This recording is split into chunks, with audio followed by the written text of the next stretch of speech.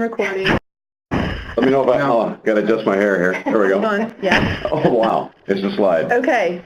Welcome, everyone. Do they see the slide? Mm-hmm. Yep. Okay, This is what they say, so look here. Oh, fantastic. Okay. I love technology. So welcome, everyone, to the Project Management Constituent Group online meeting. I'm over-smiling already.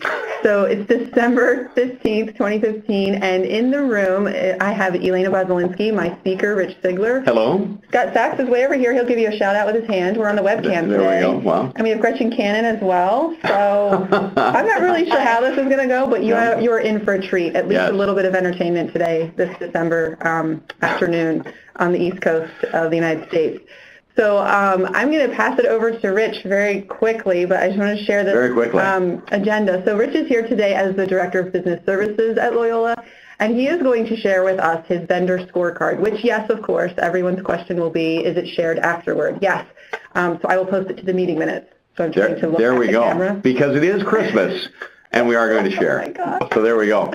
So you can. I love that headshot picture of me because it looks like I'm squinting into the sun. I don't know what's going on. I got it from LinkedIn, and it's his ID photo. So please bear with us. Yeah. This is the real Rich. I actually have a new photo coming for those of you who are photo critics.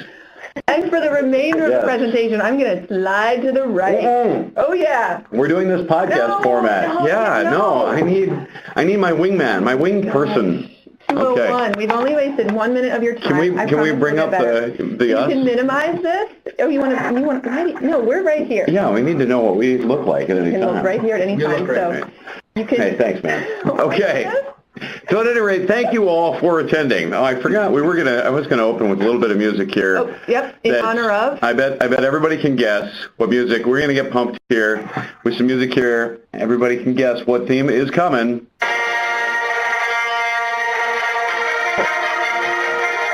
There we go. After 15 years since episode 1 was released, we now have episode 7 coming our way. So John at George Mason is wondering if this is Jaws. John has a Jaws? sense of humor. Wow, you know what? That's pretty good because, of course, John Williams also wrote the Jaws theme, so you're on top of things there, my good man, John.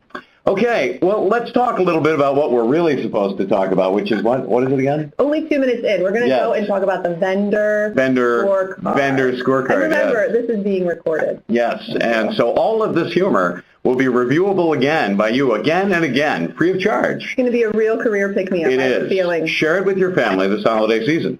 Okay, well, we are going to get into the vendor scorecard. So if I quit out of the PowerPoint, are they still going to be able to see what I'm bringing up on the screen? Go down to the Excel.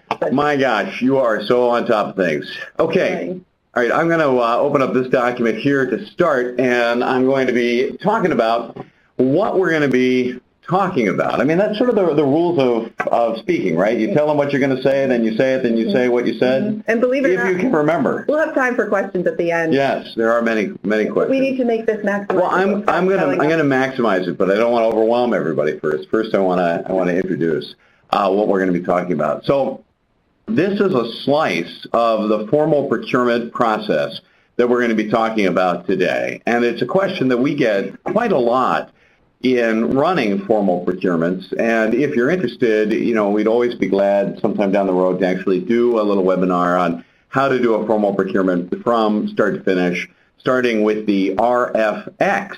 I don't know if everybody's familiar with the RFX term. Sounds like a Star Wars term. It does, yeah, wow. Well, THX was actually George Lucas's sound technology, but this is an RFX.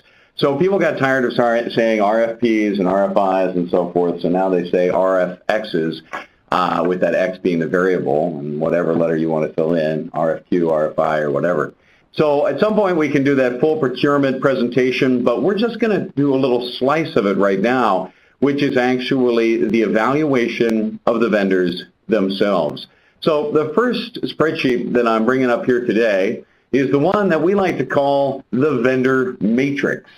And unlike the Keanu Reeves version of the matrix, this one is quite easy to understand. And actually, the subsequent two sequels to this document are far better than the Keanu Reeves sequels to the matrix. In your humble opinion. Yes, well, in mine and most of the science fiction community.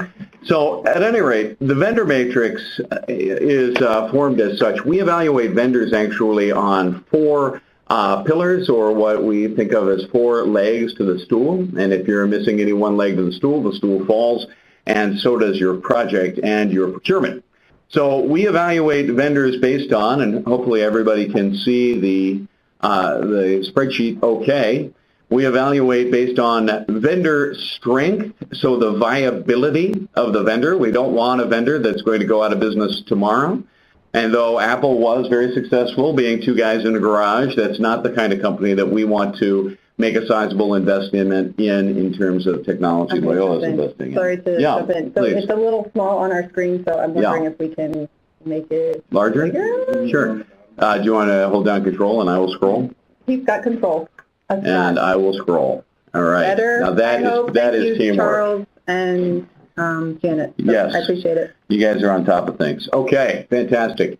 So this is the vendor column here, asking questions to the vendor about themselves, and we ask them for basic information. And the second column over here, which continues, we also ask for them to add detail to their answers here if it is appropriate. And actually, that's a little bit more represented in some of the other sections. So we'll scroll down here. You're going to be able to have a copy, your very own copy, my Christmas present to you, of the vendor matrix, plus the other documents, all available for the low cost of admission. What do they pay to get in again? They have to sit through this conversation. I see, yeah, that actually is a lot. I'm sorry, it is. Only see our coworkers who are off camera, but I'll get them on It is camera. actually kind of expensive when you think about it. It's kind of worse than the timeshare.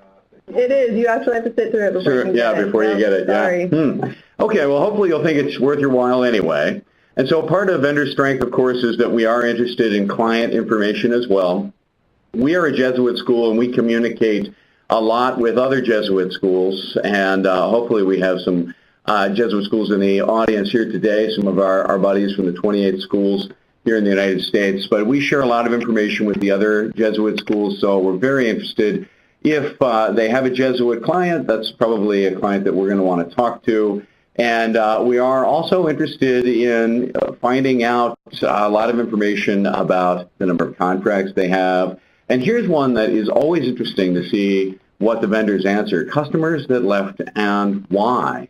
And you actually get an interesting sense for the integrity of the vendor based on the answer to that question that they're going to provide.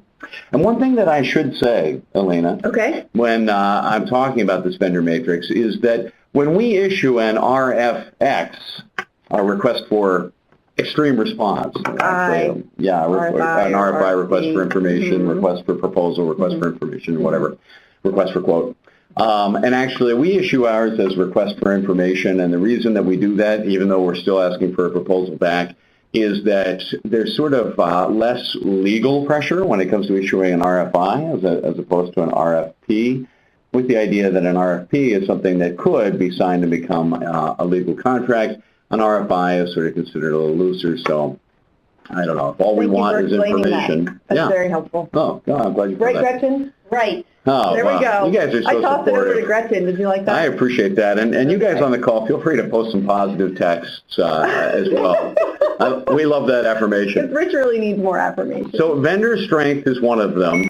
Then the second leg in the stool are, of course, the features, which we would get directly from the requirements gathering that we got from the customer. And then, of course, the technology. And we're very interested in the technology, of course, because is it going to play well with the technology that Loyola has already invested in? And then we have the cost down here at the bottom. So those are the 4 legs of vendor evaluation. And you notice that I actually say vendor evaluation as opposed to product evaluation. And even though we are interested, of course, in what products the vendor is offering, very often they will put forth a suite of project products or a proposal that potentially could even involve third-party products. So, okay, if that comes back, that's fine. We'll consider that. But the vendor matrix gets included as an attachment along with the RFI or RFP that goes out to the vendor. And we ask them to take the first swing at filling it out. I'm going to just jump in and do star 5. Sorry, I haven't before I host this. but that mutes everyone else. So we heard some background talking. So if you're on and you can mute yourself, that would be great. But I've just muted everyone, so I'll take us off all mute when we have a discussion. You totally just called some full person out there. I did. That was nice. We've had the phone calls from your pocket before, so we've had to do star 5 many times before. So there we go. Sorry about that. That's all right. Okay, so at any rate, this goes out as part of the RFI package, along with, we have numerous other documents and information that we request the vendors to submit. But we do ask them to fill this out. And for the most part, they do. And for the most part, they do it pretty well, which is great. You're going to find that vendors that are incorporated, that are public companies, are more than happy to provide information coming off of their income statement and balance sheet. Private companies are more hesitant to do so and may not do it at all, or may ask you to sign an NDA, which is probably the more likely scenario if they're going to give that information to you. Can you explain that acronym, please? Oh, sure, a non-disclosure agreement. Thank you. So essentially, we'll keep the information confidential. So this comes out nice and filled out by the vendor, and that's fantastic. And of course, we're only looking for the responses from one vendor at a time. I see actually I brought up here one that sort of illustrates having multiple vendors side by side, but typically we label one column something like basic information and then the second one detailed information so that they can expand on it. So when they come down here and they answer yes, they offer every single feature that you have listed here, they explain over here that while they say yes over here, this would be a custom development that we'd have to pay extra for over here. So it is helpful to be asking that additional information. So this comes back to us, which is wonderful, as part of the RFI. And what's great about this is that you can actually copy and then put the information side by side against each other. And that's something that our CFO was very interested in seeing during our last procurement, which was for, interestingly enough, an e-procurement product. And he wanted to see all the information side by side. That's great because this supports that very well. So we put it side by side, and it was a very clear, nice comparison of the vendors. But we don't stop there with the vendor matrix. So how do I open up my next spreadsheet? Look at those folks there. Look good looking folks. Okay. Where do I go? Way down and right here. There we go. I'm just showing Rich how to use computers. You mean in order to pull up the scorecard, I should go to the scorecard? I think maybe. Thank you, Scott. Go back. Okay. From off screen. Thank you, Scott. Yep. Great director. He's reaching over. You might want to close the document recovery. Oh, thank you. Yep. Yeah. There we go. It's because you guys are here. Oh, we don't need those files. Okay. Okay. And zoom in again. Yes, we will. I will. So I actually did take, this is the scorecard. So what I showed you before we called the vendor matrix, right? And it goes out to the vendor. They fill it out, and then they send it back to us. And then, clean this up just a little bit. So then the vendors supply us, so they supply us back with the vendor matrix, and then I can very easily take that vendor matrix and I can turn it into a scorecard where they have the ability to, where the members of the project team, those who are going to be evaluating the vendor, have the ability very quickly and easily to be able to rate and weight the various aspects of the response that we got. And we provide this scorecard at the same time that we do the vendor demos. Okay. So what this means is that after the RFI has been received, we have a completed vendor matrix, and we also have a written response to our RFI. We have the ability, of course, to then go through that RFI. We make sure that we think that the vendors are indeed true contenders, or if potentially they're a bad match. And if they are a bad match, then they don't go on to step 2. If they are a good match, then they go on to step 2, which means that we're going to invite them in for their demos. When they come into the demos, we already have our nice little scorecard prepared with the information that the vendor provided.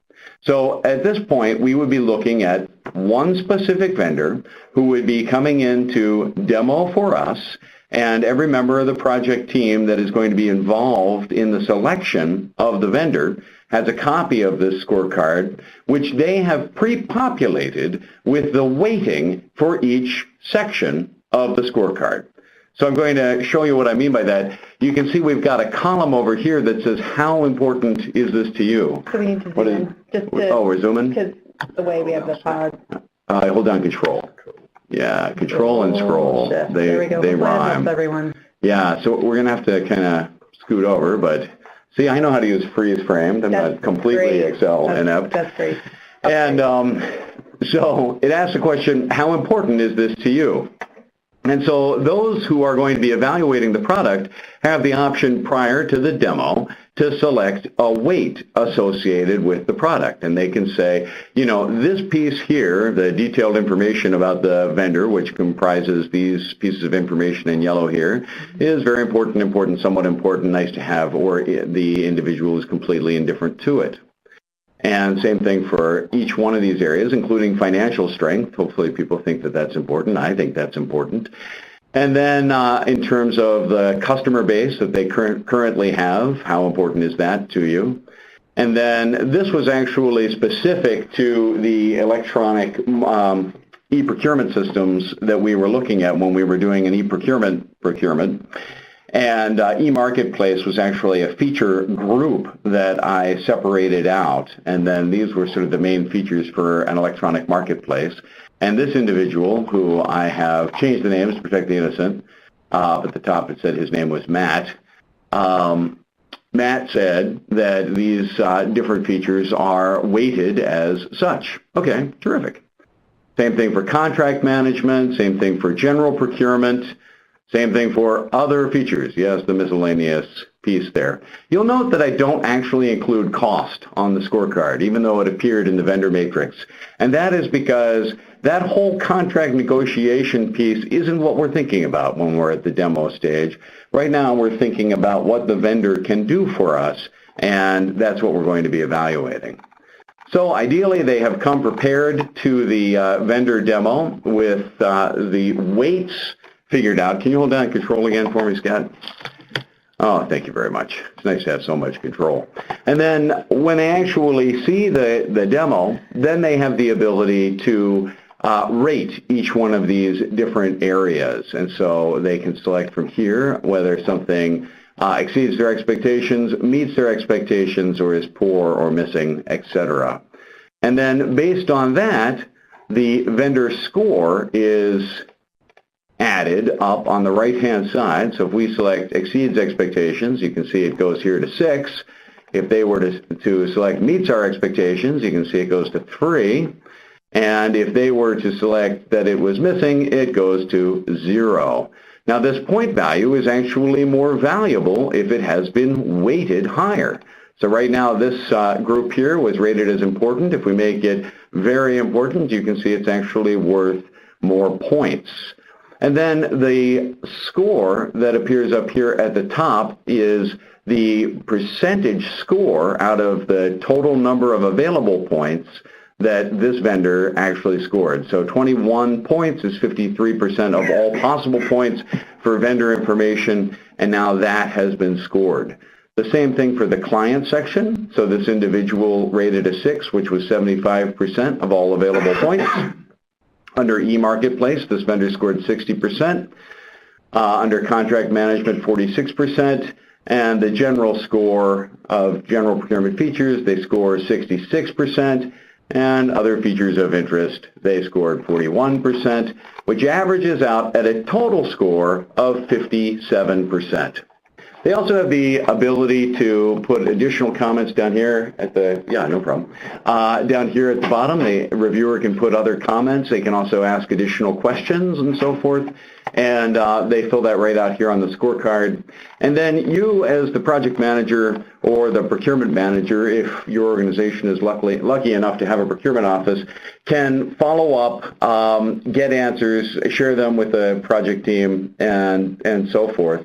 And that individual also is going to be taking this information and gathering it from everybody who attended the demo. Yeah, go May I ahead. just jump in with a Oh, yeah, question? please do, And please do. anyone who has one, too, you can type it on the chat, and we'll catch it. And Absolutely. I will eventually go off mute once you're done your presentation. But this all stands alone from the previous spreadsheet. Is that correct?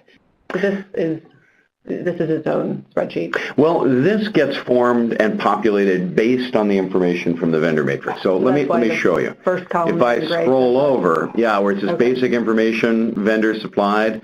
So what I tried to do is, I did sort of more or less, I changed some of the scores and stuff like that, but I did more or less take an actual scorecard that we used in a procurement. Okay. And the basic information here would have actually been filled out by the vendor. It would have all that information from the previous spreadsheet we just saw. Yes, exactly correct. Yep, what they filled out in the RFI response would be pre-populated here. And that just helps, as you're filling out your scorecard, sometimes people don't fill them out at the demo. Surprisingly, some people actually do fill them out at the demo, but some people do not. And but it does help them to jog their memory or potentially even weigh the answer based on how the vendor has responded. And this is per vendor. So if you have 3 vendors you're looking at, you get 1 scorecard per vendor. Yes, exactly right. Yeah. Scoring it. And hopefully you don't have more than 3 vendors. I mean, honestly, I'm sure some of you out there have done procurements and had 5 vendors, or if you have had 6 vendors that have made it past the RFI or RFP proposal stage, you know that managing that is just a beast. So, and that was Charles's question from Lehigh. So how many Loyola evaluators do you usually have? Oh, Loyola evaluators. Well, that's a good question, and really that comes down to the sponsors. I should look at the camera when I'm talking to my good buddy Charles. Well, Charles, I'll answer that question. Really, it comes down to the sponsors. So the sponsors are going to be able to tell you who the evaluators need to be and who you need to include. So I would just take that answer from the sponsors. And to be honest with you, that's not something that is particularly daunting in terms of managing that. You're going to see that in this procurement we had 6 main decision makers, but in other procurements we have a lot more. And so that's not going to be particularly daunting. The item that is more daunting is the number of vendors that make it past the RFI, RFX proposal stage that you let through into the demo and actual evaluation stage. That's really one you want to keep to be about 3. Because if you go much higher than that, it's just going to become a nightmare to manage. That's just my 2 cents on that. We have other folks typing too, but you can, yes. You can carry on. No, go ahead. Well, they have to type first and then press send. Oh, so they're in the middle of the send. Oh, okay. This is the interweb? This is the interweb. Okay. Yeah, no, I'm an interweb expert. Okay, good. So yes. That's why you're here. I know. I'm practically a digital native. I mean, not quite. No, not even close. What are you talking about? Definitely close. What generation is that? Anyway. Okay, probably ours. Millennial. Not ours. Okay. So at any rate, that's the scorecard, and we can see then what Matt has come up with the total overall score. And so one thing that I should mention as well is that when you go from vendor to vendor, the weighting has to be the same. They can't change their weighting when they evaluate a different vendor for the same procurement. The weighting has to be the same. So how do I handle that? I handle that by sending them a copy of the spreadsheet pre-populated with the weights that they chose at the previous vendor, for the previous vendor evaluation. And I even go so far as to lock down that column so that it can't be changed, just so that it's not confusing to them more than anything. And speaking of weighting, which is different, Charles has a question about weighting the evaluators, such as IT versus business. Oh, yeah, sure. That's a good question, and I do think that's an interesting question. I think that on the spot, it sure is, isn't it? Could you ask that question again? Isn't that that's what the politicians do? Ask me that question again. Can you repeat that? No. So what I would say is this: your sponsors are going to have to make that decision in terms of who has say in the procurement process. Now, if you've got IT involved, you would anticipate, and of course I hope you do have IT involved, because everybody knows that if you are procuring technology, you should involve IT, and I'm not at all biased. right? No, not at all. That was a very non-biased. And definitely non-biased. And so, however, you've got to wonder if IT is really interested in the feature on the e-marketplace of being able to do partial fulfillment. You know, what sort of business need from an IT perspective is that coming from? So you might see an IT scorecard coming back with a lot of weights on the feature side of being indifferent to it. Because if IT is staying in the role of IT, which is really what you want to encourage, because you want to have the business unit for which you're procuring the solution to really be the ones to be weighting it appropriately, that's really what you're looking at there. Now this one here might be one that IT actually is interested in, which is that ERP integration piece. So we also have another question. Yes. If you're done. So Sure. Janet from Princeton says, a vendor will often respond to a function design point by saying, yes, we can with customization. Oh, I love that. How do you instruct your evaluators to handle that when rating meets expectations or not? Yeah, primarily I translate that as no, they don't offer it. And the reason for that is that's such a vague answer. And we also know that anything is possible with time and money. I mean, if we were willing to pay them enough for customization, they design the solution from scratch. So primarily, I instruct folks to consider that to be a no, maybe a no with a note of hope. But you will see that, you know, very, very often vendors like to say yes to every question. And when I see vendors say no on these scorecards, that actually, to me, says, this vendor may be one of even greater integrity than some of the others that say yes to everything. So, yeah, I'm definitely wary of the yeses to everything, and I'm super wary of the yes with customization, which I basically translate to a no. Okay, how are we doing on time, by the way? 2:26, so we have about 30 minutes. Okay, very good. So then, are there any questions about this? Because I'm about to move on to the combination of this data. Excellent. Isn't that exciting? That is great. I knew it was exciting. And just to note that there is an instructions worksheet in this workbook too. So where you're at basic information right now, there is instructions. So anything I provide some basic instructions here. Right by is obviously right here. And it says it looks complicated at first, but it's far simpler than it seems. So do not worry. That's exactly right. As a matter of fact, it's extremely simple with customization. I'm just kidding. Okay. All right, just joking about that one. Okay, so then you as the procurement manager or as the project manager now have the laborious task of trying to get everybody to submit their scorecards to you. And, you know, you can, typically you're going to have some folks who are responding right away and they get you the scorecard almost immediately after the demo. And then you're going to have other folks where you have to set that deadline and then you have to follow up and then the deadline is passed and you have to follow up again in order to get it. And then eventually we draw a line and, okay, we're not accepting any more scorecards. And that individual has then lost the ability to contribute to the vendor selection. Or you can bring your sponsor in to send out an email that says, you know, presumably your sponsor carries some weight, a VP or some sort of executive position, and sends an email out saying, you know, there's still scorecards outstanding, this is a very important project, and then, you know, get them in. And do you have a set timeline? So if we saw 3 vendors this week, do you expect a week, 7 business days, or 10 business day turnaround? And I think a week is reasonable. Okay. I think that if you had a demo on Monday, I think it's reasonable to expect it by Friday. Okay. But about a business week. And going back to that, just for deadlines, I know no one's asking that, but how long do you give the vendor to say, hey, back to the first spreadsheet we saw? That's a lot of information, I think, to provide, but what's their deadline? A week? A month? Oh, what's that? You mean that first spreadsheet? The first one. Yeah. Well, that spreadsheet goes out along with the entire RFX package. Okay. And I almost always give vendors at least 4 weeks to respond. Okay.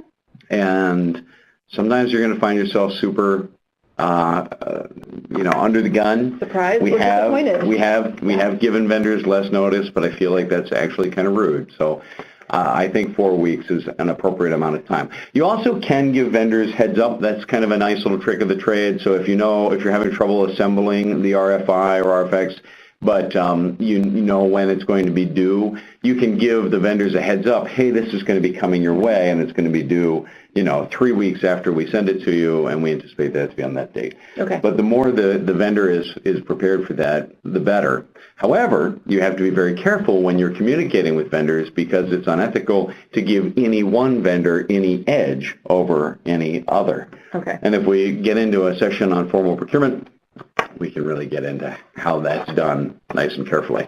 But that's not what this session is about, as we're talking about vendor scoring. So, are there any other questions about this scorecard and the way that it works? Do we have another question? No, I'm just looking. No, we're good. I think you can move on, and then as we come back, we can always discuss any of the three. Okay, that's great. So once you have collected the information, I'm going to go to this spreadsheet which says scoring combined. So I mentioned to you that we have had 6 decision makers that were taking part in this procurement, and so I actually have my little graph here that just actually says that these are the number of people that submitted responses, and I was able to get 6 for each of the 3 vendors that we were evaluating. So, all right, yay, that was a good thing. So then I do a graph, and this is formed from the data that comes right out of the scorecard as to how each one of these vendors averaged out. So remember that percentage score that we saw in the upper right-hand corner coming out of that scorecard? So the average across the 6 evaluations that we had for each vendor came out as such. So vendor 1 really did come out at 56%, vendor 3 at 26%, and that's averaged across those 6 scorecards. And then I break it down one step further. So taking a look at each one of the sections of the scorecard, we can actually see how they came in their comparative strength. Now this first one averaged, again, is actually the average of all the other components. So this averaged area here is actually the same data that we just looked at up here. It just also appears in this graph. But when we're looking down here, the vendor viability section, we can see sort of where they scored. I think that's kind of interesting because vendor 3, which scored lower in every other category, scored high in the vendor viability category, but just beneath the leader here. And then here's the client section and how they rated, and the e-marketplace component, contract management component, procurement component, and other features, so that you just get a sense as to how each one of these vendors rated in the various areas. So you can see here that from our perspective, from a scorecard perspective, vendor number 1 came out as the clear winner. Looking at the data that powers these reports, we actually have brought over the scorecards. So what we actually do, remember our buddy Matt who scored vendor number 1 at 55%, here he is, and we have literally taken his scores and pasted that column here, and then over here we have Kit and Chester and Adams and Festus. These are great names. Aren't they good? Somebody out there knows where they came from. The Adams family? See if anybody out there watching this who knows the source of these names, feel free to chat them in. Chester, Adams, and you'll get, I don't know what kind of prize, a free copy of these 3 spreadsheets. That's right. Okay, so at any rate, these then are just copy and pastes from the vendor scorecard. We've got an answer, Gunsmoke. Gunsmoke is correct to Michael. Way to go, Michael. Hey, Wheaton. Michael at Wheaton. He's paying attention. That's right. That's fantastic. He just actually woke up. He's like, I know these names. Gunsmoke. All right. Starring James Arnett as Matt Dillon, United States Marshal. Way to keep a movie theme. Is it a movie? That's not a movie, TV show. Whatever. Longest running TV drama. Star Wars. I guess now I don't seem like a digital native anymore, do I? You hear that off screen? That's Gretchen. Okay. And then here are the same reviewers, you will note, and this is for the other vendor, and you can see here's that other vendor. Matt scored them slightly lower here. Make our way across the scoring here, and that's the second vendor. Okay, Seems like a letdown. I don't know why that sounds like a letdown, but the third vendor scorecard is even more exciting looking. I know the scores really. Sad. I know it was. It was a disappointment, but that's just sometimes the way it goes. And so then this is the result there, and all of this turns into our nice little report over here.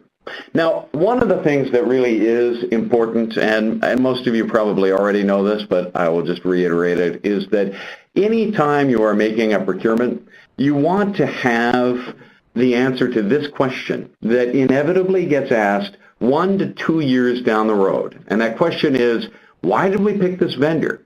And you really want to be able to have a good answer to that question.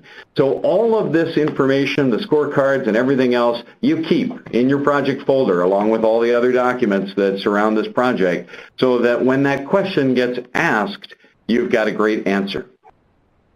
The last thing I'll just note over here on the right-hand side is that I do compile the comments that we get on the scorecards just over here on the right. And it just, folks put on their scorecard any comments they made about vendor 1, I put them there, and so forth, right on down the list. And it really seems to be this that the sponsors are most interested in. And then, of course, we can drill into it from there. So what are the next steps? Do you have to obviously let go of vendor 2 and vendor 3 and then give a big congratulations to vendor 1 at some point?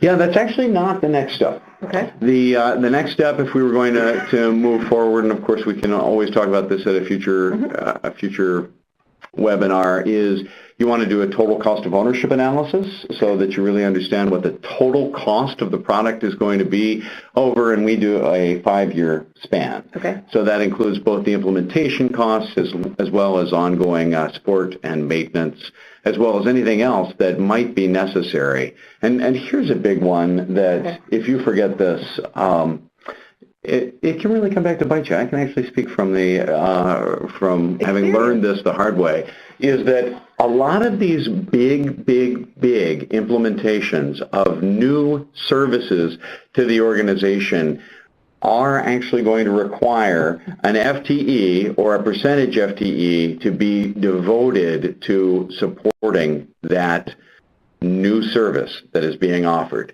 So when it comes to e-procurement, I'd already learned my lesson. So we did the analysis and we talked to other universities, and Loyola does not have a procurement office, defined procurement office. So we made the determination that a full FTE would either need to be a new position to be created, or an old position would have to be repurposed to support the procurement efforts. Because while an enterprise-wide procurement system doesn't mean that you have centralized procurement, it does mean that you have managed procurement or distributed procurement across the entire university. So as opposed to just everybody doing everything Old West style, going back to the Gunsmoke reference, you actually have things moving through a nice cohesive process through procurement. You're also bringing vendors on board and bringing their catalogs in and all that kind of good stuff. And so you need to recognize whether or not you're going to have some percentage FTE or full FTE associated with supporting that. So that actually goes into the total cost of ownership. And then in order to balance out the total cost of ownership, you also would do an ROI analysis. So how much, in this case, cost savings, is this going to save the university, or if it happens to be a revenue-oriented project, then how much revenue is it going to bring in? So when you compare the ROI against the total cost of ownership, you have a sense as to where you're going to break even, and then what the total benefit is going to be. Is that only for the winning vendor, though? You're doing the next two steps, the total cost of ownership and then the ROI. You're not doing that for the That's a really good question. vendors.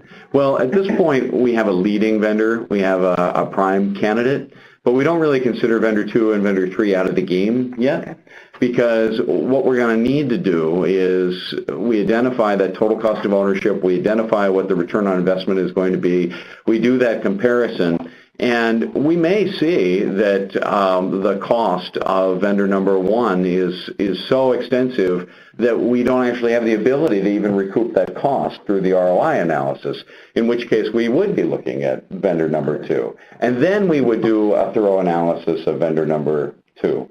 Also, the other thing that can happen is that you might be satisfied with vendor number 1 if you could negotiate costs down to a certain level and be satisfied with that, rendering the ROI in the positive, and then moving forward with vendor number 1. Excellent. Thank you for your answers. Yeah, my pleasure. We've got Janet typing as well. So are you soon done, or do you want to still talk more? Because I was going to take people off mute so they can then jump in. Oh, yeah. Actually, I mean, this covers the entire vendor scorecard presentation. The 3 different Yeah, those 3 spreadsheets. That's correct. Okay. Yep. I'm going to start 5. Beware, you will be heard if you are not on mute. So I just put that out there just as a reminder. So thank you. It doesn't seem like we have any background audio, so I appreciate that. So Janet from Princeton says, does your Office of General Counsel often get involved in negotiating contract terms such as indemnification? Ooh, that was a big one. If so, where does this happen in the vendor evaluation process? Excellent question. It is. And so the answer to that question is that every contract that we are considering signing does go through a legal review process or a risk review process. And we do have an office that is not dedicated, but a percentage of their time is dedicated to contract review. And so we're not authorized to sign any contract until it has been reviewed, and that includes all of those clauses, including indemnification, that's a hard one, it's a big one. as well as other things they look for like insurance and all that kind of good stuff. So yes, we don't sign on the dotted line until it passes the legal review. And folks can jump in on audio too, just if you have a question, like we usually do. And so there's a lot of back and forth with the vendors, especially on the terms and conditions. We get stuff back from after the legal review that they want these things changed, and we just go back and forth until everybody's satisfied. And so Janet asks in follow-up, that's after your vendor evaluation? Correct. Yes. Okay. We have never had T's and C's back and forth lead to the disqualification of a vendor, though we're thorough in vetting those. T's and C's. Terms and conditions. Oh, thank you. Yeah, sure. Go acronym. And I don't know. And this is IT. All we do is speak in acronyms. Yeah.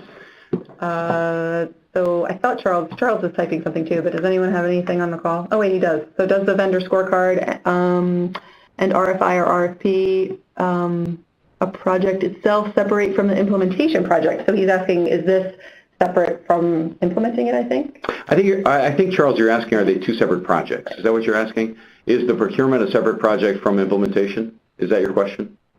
Yes, that's what he says. Aha. Well, it's sort of interesting to ask the question verbally, but then have the chat come up here. So, no, we do consider those one project. So, if in this case, a need was identified by financial management that we needed to be able to provide an e-procurement system and an electronic marketplace. And so that was brought to us as a project proposal, and that was scored with the understanding that a procurement component would be involved. So it is all one project. We have done some projects, though, in the past in phases. I mean, there are some that are more looking, finding, searching, and then you find it, and then the implementation is the second phase. Gretchen's nodding off camera. Yes. Yeah, yes, I think got it too. Usually it's been like y'all have a project of just evaluating the different products here and there. So like you would do this as part of that project, and then the procurement could be the finalized deliverable out of that project, or the new project could be the procurement and implementation of that product. And Harold at Trinity Western has 2 questions, which is awesome. How long have you been using this? And number 2, even after using this tool, have you ever selected the wrong product? What happened? Excellent question. Oh, yeah. Boy, that is a really good question, isn't it? Good question today. Go ahead, yeah. So Scott's going to answer. Yeah, we actually... Do you want to come on camera? No, it's okay. We actually had a variation of this. So this tool evolved, but a early primitive version, not even primitive, but just an early version of this. We used it for a product to select a online evaluation system. And I want to say that it wasn't really the wrong product, we had the wrong requirements. So it was a problem on our part where we went through and got the best product based off of the requirements, and then realized later that we had the wrong requirements, or that the requirements actually changed after we purchased the product. I think also in the middle of that project, the primary sponsor actually lost interest in that particular direction. Yeah. Right? Isn't that part of what happened there? Yeah. So it's sort of that one collapsed, and and that has now become sort of a red flag for us, which is that you constantly need to be aware of the investment from the sponsor in the project, because you can move a project forward down the road or move a procurement down the road so far, but if the buy-in from your sponsor has wavered, then the project is definitely at risk. And we've also had that happen in the past if sponsors change. So if somebody leaves a senior office and somebody else comes in, you can't make the assumption that they actually have the same level of interest in that product. Comes down to it's not the tool not working, it's the process.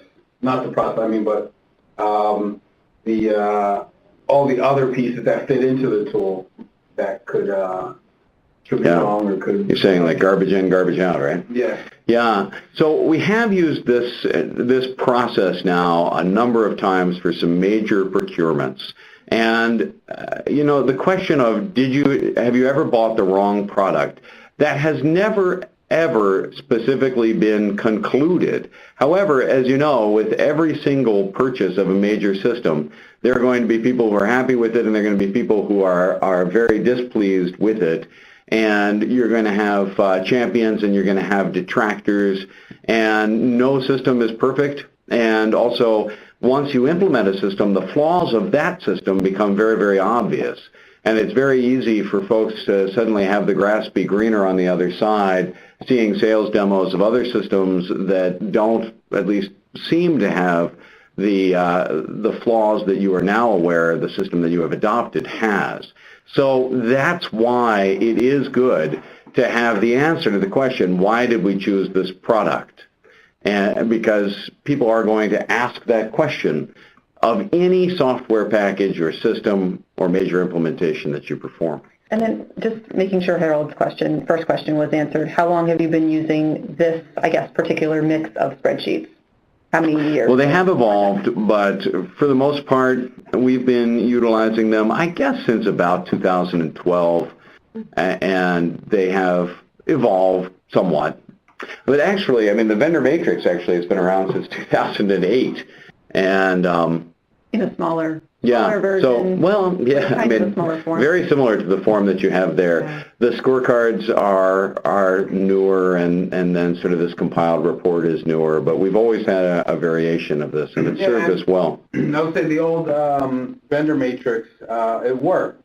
It evolved because we just, as we used it, we found needs for new functionality. So the core functionality of it, though, hadn't changed. It just kind of added features. Yeah. Are you zooming in on the copyright? No, I was just showing people, we're going back to that because I know that we have had times where we've looked at it and it's gotten better. So Charles from Lehigh says, do you create a short list from the RFI? And we have other questions too, so thank you. So is it Charles who asked that? Okay. Yep. So Charles, when you're saying do we create a short list from the RFI, are you saying based on the responses that we get to the RFI, do we create a short list? I'll wait for your response. Yes. Yes, absolutely we do.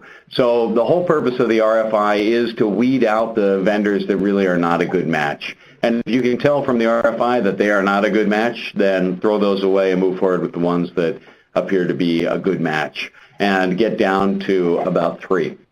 If you're sending your RFX out to a handful of vendors, more than 3, maybe even up to 8, that's okay, so long as you're going to be able to whittle them down to about 3 once those RFI's proposals come back. Next question is from Jill, yay, at it is St. Joseph, isn't it? Jill Cleary. Yay. How are you, Jill? So this is an AJCU school. Ooh, now she says hi. So when do you require that your business offices go through the RFX process versus just coming to you with a product to implement? And Jill, I have that same question because many times our proposals come in with, I want this. Yes.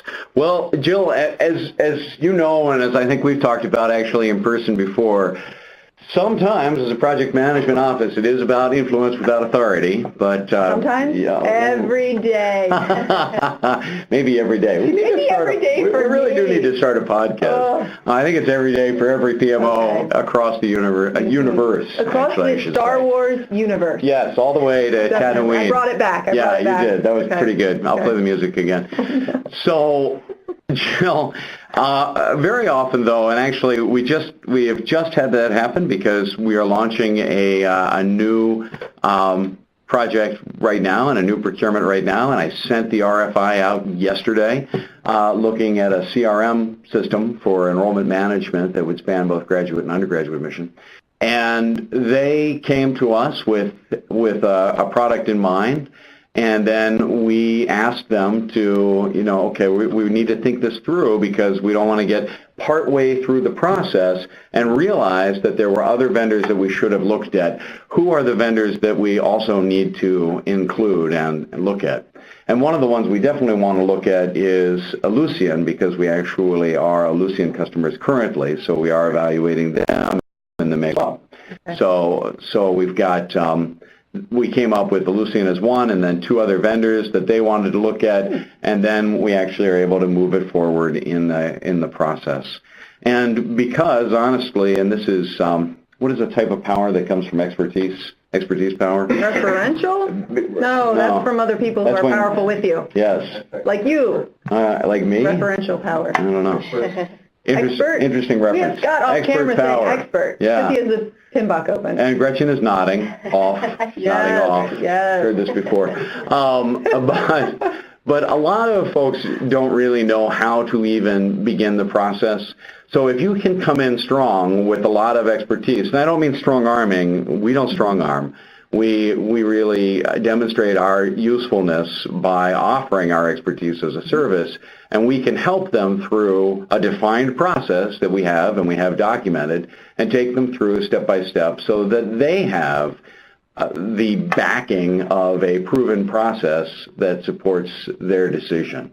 And I would just to add to that, sometimes it's not about different vendors, different products, but it also could be a make versus buy decision as well that we look at as well, so that if they come with the idea of, hey, we want to purchase this product and let's do it, we can look at what we already have or something that we could put together also, so that's kind of part of that evaluation. That is true. But I have noticed that the whole question of building your own system, that's something that comes up far less these days. Now that there's so many hosted solutions out there in the cloud, the idea of build versus buy has changed, I think.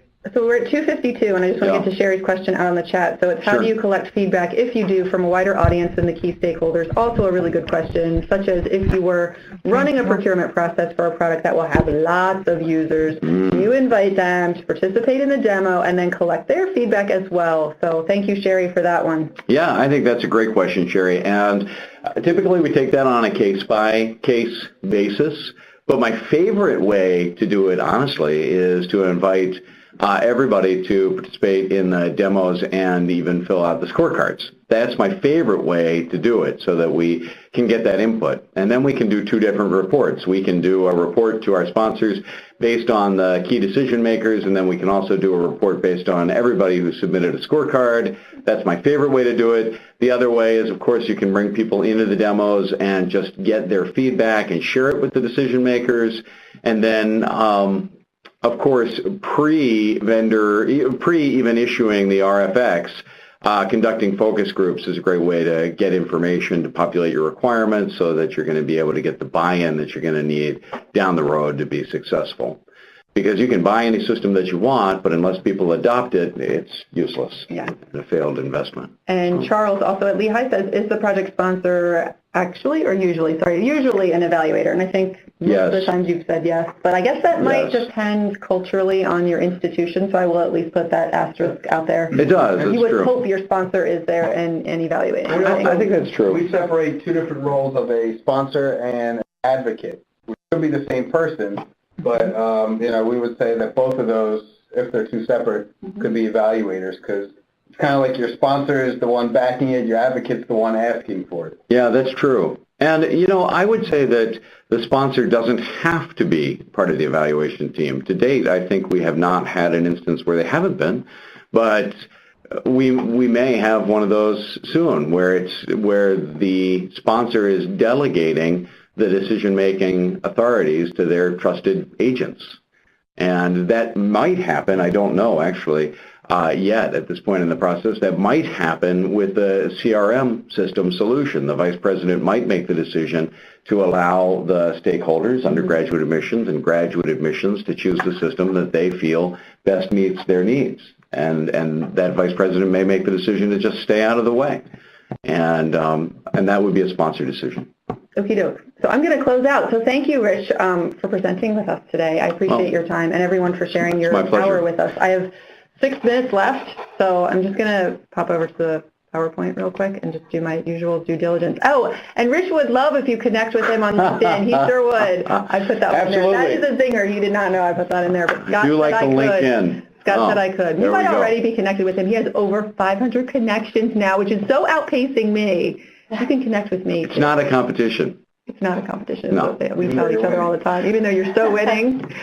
So this is just our reminder slide. So again, will be posted out on our meeting minutes area, but I have been asked to make sure you all know about the Educause Connect in Denver and Miami in 2016, which will be here in 2 short weeks, the year of 2016. So there's one out in Denver, Colorado, March 2nd, 3rd, and 4th, and one in the southern part of the country, in Miami, Florida, April 6th, 7th, and 8th. So Connect, if you haven't been to one, is a bit of a smaller version of the larger national conference, and it's usually a little bit more personal, and you can get to know people in a little bit different way, and the breakout groups and stuff are smaller. So also a reminder, project management website events, they're out there too. Our upcoming agenda for January, if I get time to reach out to folks, we might do our, is it portfolio project? Thank you, Scott. Project and portfolio management tool discussion via a panel, meaning that every person who's on the panel would be taking one of the tools that they use at their place of work. So we use Workfront, which is formerly at Task, and I know some other folks have been out there on the listserv saying that they would participate. So I'm going to see if I can get folks here 3rd week of January, which would be a Wednesday.